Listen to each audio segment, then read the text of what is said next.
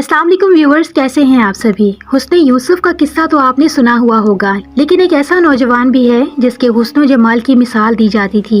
कुरैश की औरतें जिसे देखकर बेख्तियार हो जाया करती थी, लेकिन एक रात ऐसा क्या हुआ कि सब कुछ बदल गया। ये है हजरत अब्दुल्ला की शादी का हैरत अंगेज वाकया, जो तकदीर का एक खास फैसला था। जानने के लिए वीडियो के आखिर तक देखें। नाजरीन ग्रामी, अब मैं आपको बताऊंगी कि हजरत मोहम्मद सल्लल्लाहु अलैहि वसल्लम की वालिदा सैयदा आमना सरकार को हजरत अब्दुल्ला के लिए आखिर क्यों चुना गया। तो हुआ कुछ यूं कि जब हजरत अब्दुल्ला की कुर्बानी का वाकया हुआ, हजरत मतलब साहब हजरत अब्दुल्ला की शादी के लिए बनी ज़हरा गए। अब यहाँ दो सवाल पैदा होते हैं। एक तो ये कि अब्दुल मतलब ने अपने बेटे की शादी के लिए सिर्फ बनी ज़हरा का इंतखाब क्यों किया, और दूसरा ये कि बनी ज़हरा में से सैयदा आमना का इंतखाब किस बिना पर किया गया। क्या दोनों बातें महज इत्तफाकी हैं या कुछ मखसूस पस मंजर रखती हैं? जवाबन अर्ज है कि इन दोनों बातों की बहुत ही ज्यादा दिलचस्प वजह है। बनी ज़हरा का इंतखाब करने की वजह ये थी कि अब्दुल मतलब एक दफा यमन गए तो वहाँ एक यहूदी कियाफा शनास से मुलाकात हो गई, और वो आपकी गैर मामूली वजाहत देखकर ही समझ गया था कि ये जरूर कोई अजीम शख्सियत है। मजीद तहकीक के लिए उनसे पूछने लगा कि आपका ताल्लुक किस कबीले से है। अब्दुल मतलब साहब ने जवाब दिया कि कुरैश से, और उसने पूछा कि कुरैश की कौन सी शाख से। तो उन्होंने फरमाया कि बनी हाशिम से।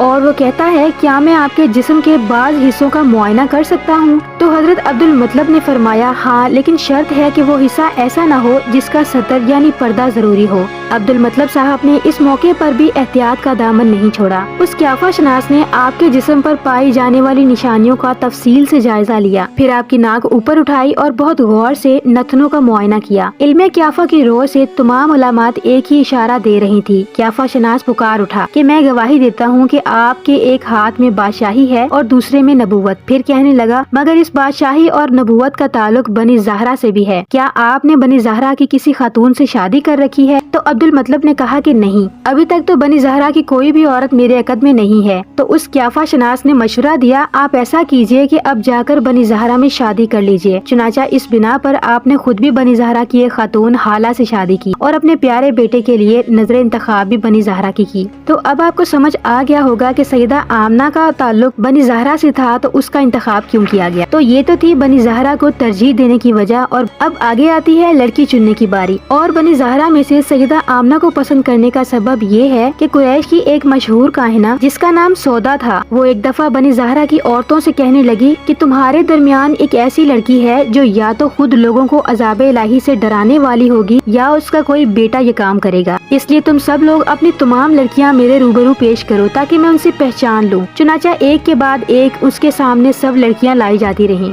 और वो हर एक के मुस्तकबिल के बारे में कुछ न कुछ बताती गई। जब सैयदा आमना उसके रूबरू आई तो वो उन्हें देखते ही कहने लगी, ये है वो लड़की जो या तो खुद नजीरा होगी या इसका बेटा नजीर यानी अज़ाब इलाही से बचाने वाला होगा। अब यहाँ पर जिस कियाफा शनास ने हजरत आमना की इस तहकीक की थी, तो कहीं न कहीं आपने भी सुन रखा होगा कि पुराने जमाने में लड़कियों यानी औरतों को बचपन में ही दफन करके या डुबोकर मार दिया जाता था। इसी तरह जब ये कियाफा शनास औरत छोटी थी तो इस बच्ची को उसके घर वालों ने एक शख्स के हवाले किया कि इसे ले जाकर सहरा में दफन कर दो। उस शख्स ने सहरा में गड्ढा खोद कर जब उसे दफन करने की कोशिश की तो उसे गैब से आवाज आई, इस बच्ची को मत दफन करो। इस शख्स ने इधर उधर देखा लेकिन उसे कोई आदमी का नामो निशान नहीं मिला। उसने आवाज को अपना वहम समझकर जब दोबारा दफन करने की कोशिश की तो दोबारा फिर से उसे गैब से आवाज आई कि इस बच्ची को मत दफन करो। वो शख्स खौफजदा होकर लड़की के बाप के पास दौड़ा हुआ गया और जो कुछ भी उसके साथ पेश आया था उसने बयान किया। बाप समझ गया कि ये कोई गैर मामूली लड़की है और उसे दफन करने से इरादा तर्क कर दिया। यही बच्ची बड़ी होकर बहुत ऊंचे दर्जे की काहिना बनी। मौरखीन कहते हैं कि बनी ज़हरा की लड़कियों के बारे में इसने जितनी भी पेशन गोइयाँ आज तक की थी वो सब इस तरह वकू पजीर हुई कि हमें और लड़कियों के बारे में तो कुछ पता नहीं, लेकिन तारीख शाहिद है कि सैयदा आमना के बारे में उसने जो कुछ भी कहा था वो हरफ ब हरफ दुरुस्त साबित हुआ। इसके बाद जब सैयदा आमना उस काहिना के रूबरू आई तो उन्हें देखते ही वो कहने लगी कि यही है वो लड़की जो या तो खुद नजीरा होगी और या इसका बेटा नजीर होगा, यानी अज़ाब इलाही से डराने वाला होगा, जो बड़ी शान वाला और वाज़ेह दलील वाला होगा। काहिना की इस पेशन गोई के अलावा एक वजह ये भी थी कि सैयदा आमना के वालिद वहब बनी ज़हरा की सबसे मुमताज शख्सियत थे। वो अपनी आला नस्बी और शराफत की वजह से बनी ज़हरा के सरदार थे और इनकी बेटी सैयदा आमना भी कुरैश की सबसे बेहतरीन लड़की थी। जिस लड़की के बतन से बड़ी शान वाले और اور واضح دلیل والے نظیرہ کے جلوہ افروز ہونے کی بشارت دی جا چکی ہو، جس کا باپ شریف اور اعلیٰ نسب سردار ہو اور جو خود سارے قبیلے قریش میں سب سے بہتر اور افضل ہو، اس سے زیادہ موزوں لڑکی اور کون سی ہو سکتی تھی جس پر عبد المطلب کی نظر انتخاب پڑتی۔ غرض یہ کہ ان سب اسباب کی بنا پر عبد المطلب نے اپنے بیٹے عبداللہ کے لیے سیدہ آمنہ بنت وہب کو منتخب کیا۔ وہب کو بھلا کیا اعتراض ہو سکتا تھا، وہ تو خود اس رشتے کی تمنا کیے بیٹھا ہوا تھا، بلکہ بعض روایات میں کہا جاتا ہے اس سلسلے میں انہوں نے خود ہی پہل کی تھی اور اپنی بیوی کو عبد المطلب کے گھر اس غرض سے بھیجا تھا کہ وہ عبداللہ کے لیے آمنہ کا رشتہ قبول کریں۔ وہب کی بےتابی کی وجہ یہ تھی کہ انہوں نے عبداللہ کی ایک انوکھی عظمت کا بچشمے خود نظارہ کر لیا تھا۔ ہوا کچھ یوں تھا کہ ایک دن عبداللہ شکارگاہ میں شکار کھیل رہے تھے، اتفاقاً وہاں وہب بھی پھرتے پھراتے آ گئے تھے۔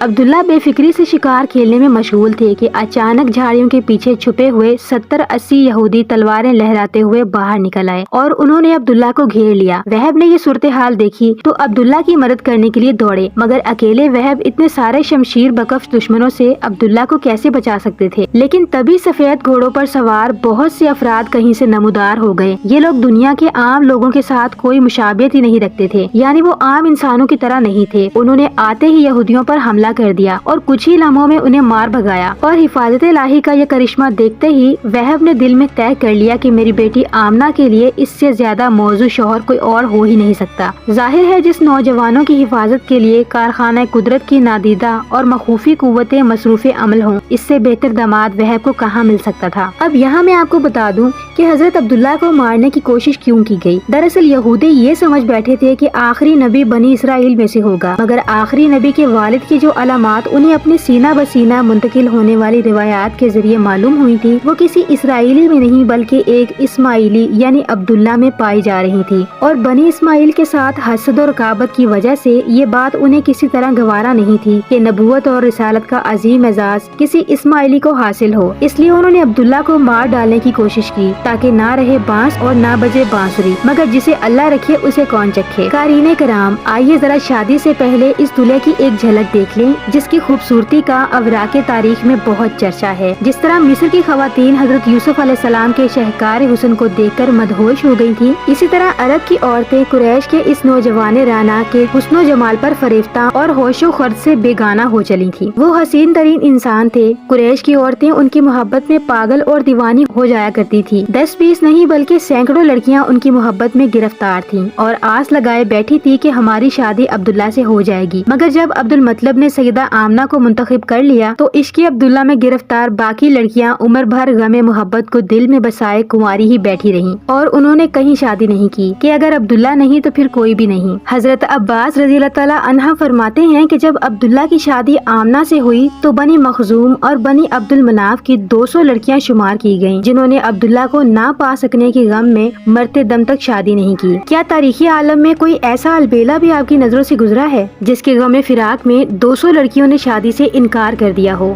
اصل بات یہ ہے قارئین کرام کہ ذاتی طور پر کوئی شخص اتنا حسین ہو ہی نہیں سکتا۔ جناب عبداللہ کے جمال بے مثال کا اصل راز یہ تھا کہ آپ نور نبوت کے حامل تھے، نور مصطفیٰ کے امین تھے۔ اسی نور کے چھلکنے کی بنا پر آپ کا چہرہ غیر معمولی طور پر تابیاں اور درخشاں تھا۔ سیرت نگاروں نے لکھا ہے ان کے روئے انور پر نور مصطفیٰ یوں چھلکتا تھا جیسے چمکتا ہوا تارا۔ نور نبوت کا حامل یہ بانکا سجیلا 18 سالہ نوجوان جب بن سور کر دلہا بنا ہوگا تو اس کی سج دھج کا کیا عالم رہا ہوگا۔ اب یہاں میں آپ کو جناب عبداللہ کی پاک دامنی کا ایک قصہ بھی بتا دوں۔ پڑھی لکھی عورتیں جانتی تھی کہ عبداللہ کے چہرے پر دمکنے والا نور جس عورت کی طرف منتقل ہوگا وہ روئے زمین کی سب سے زیادہ خوش قسمت عورت مانی جائے گی، اس لیے وہ اپنا سب کچھ ان پر وار دینے پر تیار ہو جایا کرتی تھی کہ شاید وہ نور ہماری طرف منتقل ہو جائے۔ تو جب آپ دلہا بن کر اپنے ابا جان کے ساتھ جا رہے تھے تو فاطمہ نامی ایک مالدار حسینہ نے آپ کے چہرے پر نور نبوت کو تابع دیکھ کر یہ پیشکش کی کہ اے نوجوان، اگر تم مجھے اس گھڑی وصل سے شاد کام کر دو تو اس کے عوض میں تمہیں 100 اونٹ دوں گی۔ جناب وصل سے مراد یہی ہے بغیر شادی کے تعلقات۔ وصل کے چند لمحات کے عوض 100 اونٹوں کی پیشکش، اور وہ بھی ایک لڑکی کی جانب سے،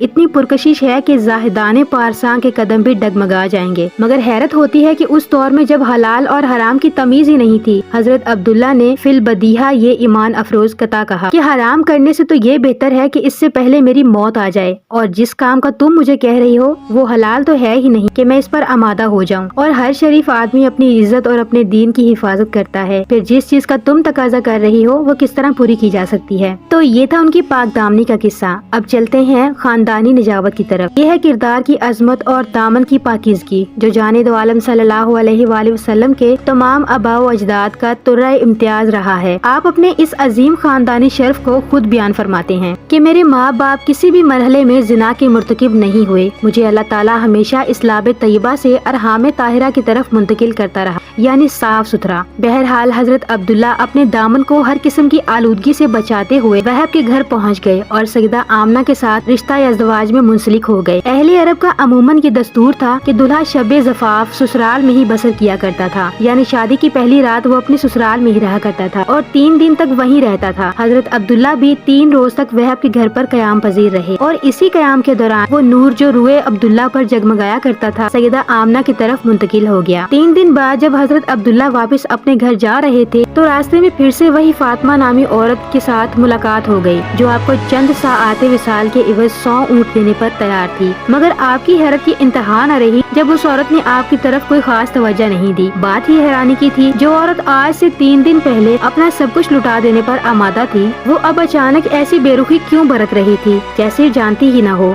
आखिर हजरत अब्दुल्ला से रहा न गया और उन्होंने पूछ ही लिया, क्या बात है आज तुम वो पहले वाली पेशकश नहीं कर रही हो?